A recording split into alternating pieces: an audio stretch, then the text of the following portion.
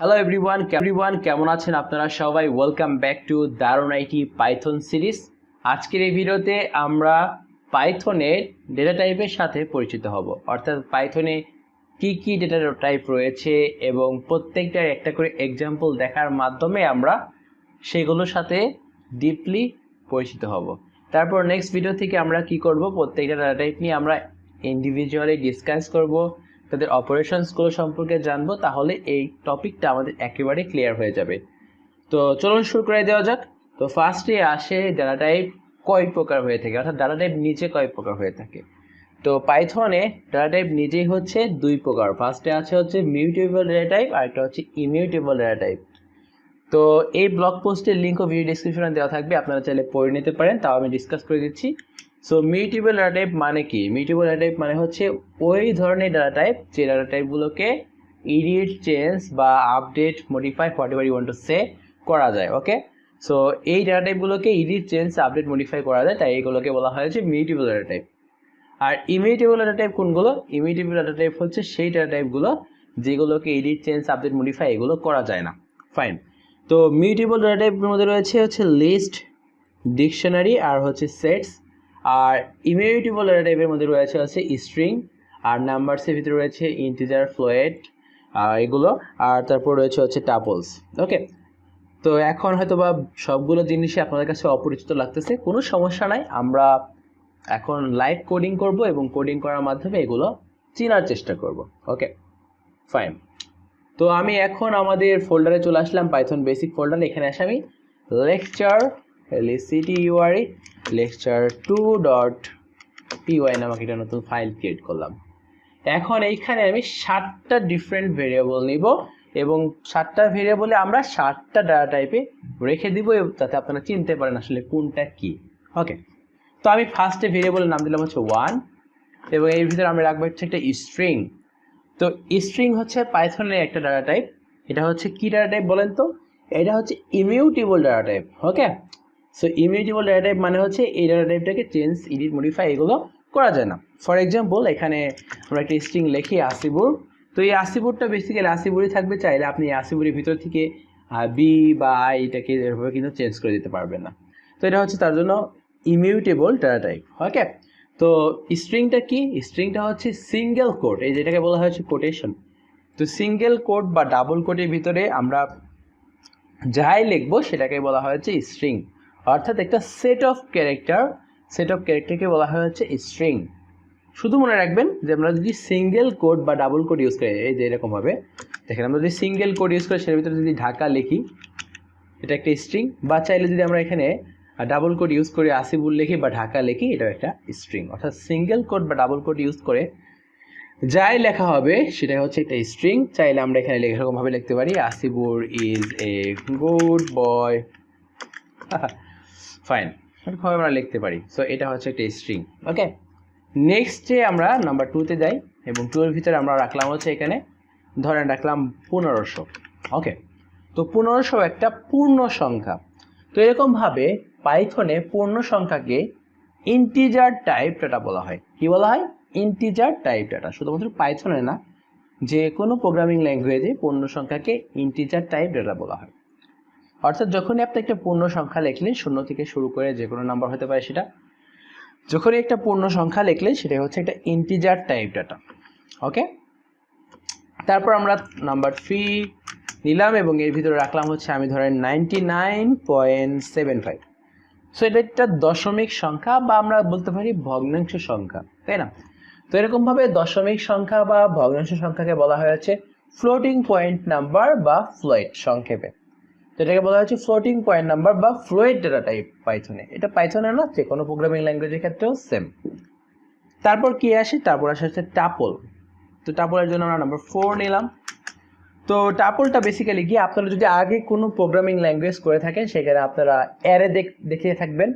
তো অ্যারেটা কি হয়ে থাকে? অ্যারেটা হয়ে থাকে হচ্ছে সেট অফ ডাটা, তাই না? মানে অনেকগুলো ডাটাকে যখন একটা ভেরিয়েবলের ভিতরে স্টোর করা হয় তখন সেটাকে বলা হচ্ছে অ্যারে। তো সিমিলার ওয়েতেও টাপলটা অনেকটা তারই মতো। তো টাপলটা লেখা হচ্ছে প্রথম বন্ধনী ইউজ করে। ওকে, তো প্রথম বন্ধনীর ভিতরে যখন আমরা সেট অফ ডাটা বা গ্রুপ অফ ডাটা রাখি তখন সেটাকে বলা হয়েছে টাপল। ওকে, তো আমরা এখানে ধরে লিখলাম হচ্ছে আসিপুর, তারপর আমি এখানে কমা দিয়ে লিখলাম হচ্ছে 100, তারপর আমি কমা দিয়ে লিখলাম এখানে ঢাকা। তো এরকমভাবে আমি যাই লিখবো এরকমভাবে এক কমা দিয়ে একটার পর একটা আলাদা করে যখন এই ডাটাগুলোকে আমি গ্রুপ করে প্রথম বন্ধনীর ভিতরে রেখে দিব তখন সেটাকে বলা হবে হচ্ছে টাপল। ওকে, মনে রাখবেন প্রথম বন্ধনী ইউজ করে যখন গ্রুপ অফ ডাটা রাখা হয় কোনো একটা ভেরিয়েবলের ভিতরে তখন সেই ভেরিয়েবলকে বলা হয় হচ্ছে টাপল। তারপর আসে হচ্ছে লিস্ট। লিস্টের জন্য আমরা 5 নামক ভেরিয়েবল নিয়ে নিলাম এবং এই 5 ভেরিয়েবলের ভিতরে আমরা কি করব, তৃতীয় বন্ধনী ইউজ করব। ওকে, তৃতীয় বন্ধনী ইউজ করে এই সিমিলার একটা গ্রুপ অফ ডাটা আমরা রাখবো। এখানে আসিপুর রাখলাম, 100 রাখলাম, আর হচ্ছে এখানে আমরা ঢাকা রাখলাম। ওকে, যখন আমরা গ্রুপ অফ ডাটা তৃতীয় বন্ধনী ইউজ করে রেখে দিব তখন সেটাকে বলা হবে হচ্ছে লিস্ট।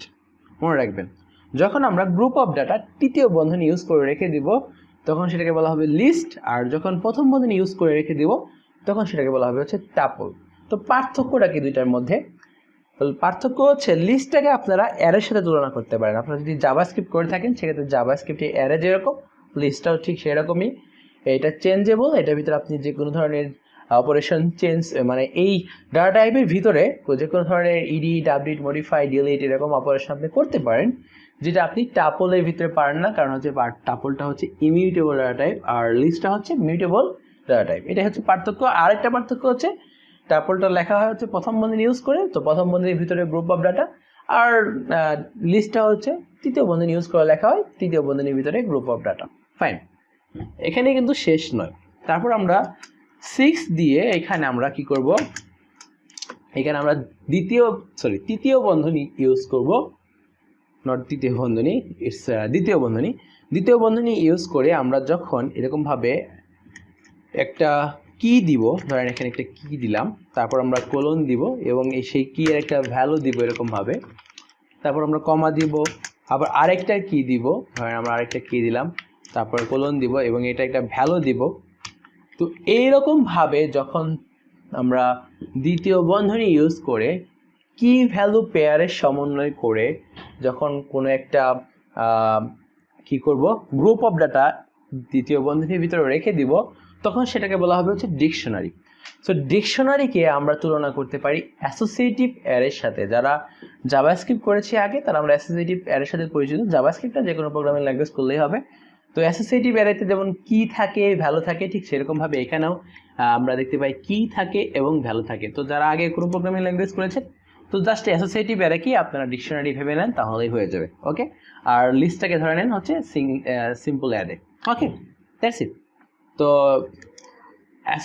কি বলা হলাম আমি, ডিকশনারিটা প্রত্যেকটা আইটেম একটা থাকবে কি এবং একটা থাকবে ভ্যালু, কি ভ্যালু, এবং এরকমভাবে যখন গ্রুপ করে রাখা হবে তখন সেটাকে বলা হবে হচ্ছে ডিকশনারি। আর লাস্টলি আমরা বলি আরেকটা রয়েছে সেট। তো সেটটা তো আপনার নর্মাল যদি সেটের অঙ্ক করে থাকেন তো এরকমভাবে সেটের অঙ্কের মতো দ্বিতীয় বন্ধনী ইউজ করে যখন আমরা 1, 2, 3 বা এরকমভাবে আরও অন্য কোনো ডাটা রেখে দিই, মিক্সড গ্রুপ অফ ডাটা বা সেম টাইপ অফ ডাটা যখন আমরা দ্বিতীয় বন্ধনী ইউজ করে রেখে দিই তখন সেটাকে বলা হয় হচ্ছে সেট। দেখেন এখানে বিষয়টা খুব ক্লিয়ার যে প্রথম বন্ধনী ইউজ করে কিছু রাখলাম বা গ্রুপ অফ ডাটা রাখলাম তখন সেটাকে বলা হচ্ছে টাপল। তৃতীয় বন্ধনী ইউজ করে যখন আমরা রাখলাম তখন সেটাকে বলা হয় হচ্ছে লিস্ট, বা আমরা এটাকে অ্যারের সাথে তুলনা করতে পারি। আর অ্যাসোসিয়েটিভ অ্যারের মতো যেটা সেটা হচ্ছে ডিকশনারি। আর লাস্টলি আমরা দেখতে পাচ্ছি দ্বিতীয় বন্ধনী ইউজ করে যখন আমরা গ্রুপ অফ ডাটা রাখছি সেটাকে বলা হচ্ছে সেট। তো আমি সত্যি কথা বলতেছি কিনা সেটা আপনারা চাইলে চেক করতে পারেন। এরকমভাবে আমরা চাইলে যে কোনো ভেরিয়েবলের ডাটা টাইপ আমরা চেক করতে পারি। কীভাবে লিখবো হচ্ছে আমরা এখানে সিম্পলি লিখবো প্রিন্ট, এবং প্রিন্ট লিখে আমরা টাইপ লিখবো এবং টাইপের ভিতরে আমরা যে ভেরিয়েবলে ডাটা টাইপ চেক করতে যাচ্ছি সেই ভেরিয়েবলটার নাম লিখে দিব। আমার 1 চেক করতে যাচ্ছি ফর এক্সাম্পল ধরেন, তো আমরা সেভ দিলাম। সেভ দিয়ে আমরা এখানে কোড রানারে ক্লিক করব। আপনারা অবশ্যই সেভ দিয়ে ক্লিক করবেন, আদারওয়াইজ কিন্তু রান হবে না। দেখেন বলতেছে হচ্ছে আমাদের 1 এর ডাটা টাইপ হচ্ছে কি str অর্থাৎ স্ট্রিং। হ্যাঁ, আমাদের ফার্স্টটা কিন্তু স্ট্রিং। তো সেকেন্ড আমরা দেখতেছি ইন্টিজার। তো আমরা দেখি আসলে কি এটা ইন্টিজার কিনা। তো আমরা 1 এর জায়গায় লিখবো হচ্ছে এখানে 2 লিখে সেভ দিলাম। সেভ দিয়ে আমরা এখানে ক্লিক করলাম, দেখেন বলতেছে হচ্ছে ইন্টিজার, তাহলে ঠিক আছে। তারপর আমরা 3 নম্বরে রেখেছি হচ্ছে ফ্লোটিং। তো আমরা এখানে 3টাকে পাস করে দিলাম, সেভ দিলাম। এখানে আমরা রানে ক্লিক করলাম, রানে ক্লিক করলাম, দেখেন বলতেছে ফ্লোয়েট, অর্থাৎ আমাদের 3 নাম্বারটাও ঠিক আছে। তো 4 নাম্বার আমরা কি রেখেছি, 4 নাম্বার রেখেছি হচ্ছে আমরা একটা টাপল। তো আমরা এখানে 4 টাপল বা tuple, whatever you want to say, you can say. তারপর আপনি এখানে 4টাকে রান করলাম, দেখেন আমাকে বলতেছে এটা টপল বা টাপল।